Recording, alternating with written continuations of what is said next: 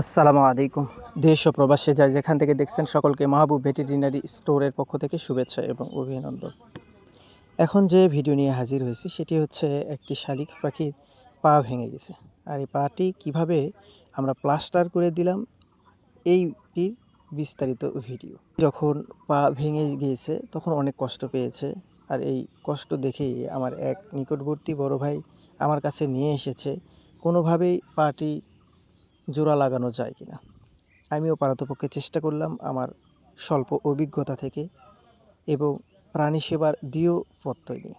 এমতো অবস্থায় তাকে কাছে নিয়েই পাটি প্লাস্টার করার উপকরণগুলো রেডি করে নিলাম এবং রেডি করার পরেই পাখিটি আমি হাতে নিতেই দেখলাম পাটি এমনভাবে ভেঙে গিয়েছে, পাখিটির পা লড়ঘড় করে লড়ছে। আহ, হৃদয় বিদারক একটি দৃশ্য।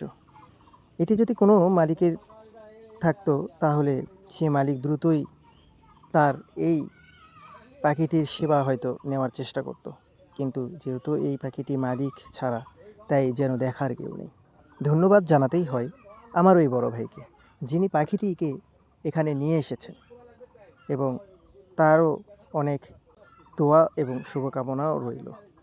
আমি পারতপক্ষে চেষ্টা করলাম পাখিটির পা কীভাবে ভেঙে গিয়েছে এবং একে কিভাবে প্লাস্টার দিলে থাকবে এবং প্লাস্টার কতটুকু কার্যকর হবে সব মিলিয়েই আগে বোঝার চেষ্টা করলাম। তারপরেই প্লাস্টার করতে শুরু করে দিলাম। আর প্লাস্টার যখন শুরু করে দিলাম তখন একটি দৃশ্য আমাকে খুব আকর্ষিত করে তুলেছে। সেটি হচ্ছে পাখিটি চুপ করেছিল, কোনো ধরনের চেঁচামেচি নেই, নড়াচড়া নেই। এ যেন মনে হচ্ছিল তাকে কেউ শিখিয়ে দিয়েছে যে তোমাকে এখন চুপ করে থাকতে হবে, নড়াচড়া করা যাবে না। এটি আমাকে খুব মনে দোলা দিয়েছে, যা ভাষায় প্রকাশ করতে পারবো না।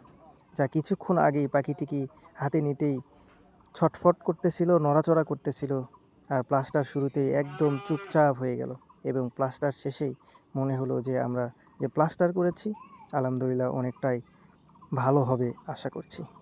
এবং এই ধরনের কোনো মালিকবিহীন পোষা পশু পাখি যদি থাকে তাহলে আমি চেষ্টা করব তাদের সেবা দেওয়ার এবং তাদের পাশে থাকা। প্রাণী সেবা আমাকে করতে হবে, প্রাণী সেবাকে আমার অনেক ভালো লাগে এবং এই ভালো লাগা থেকেই আমি এই কাজগুলো করে থাকি।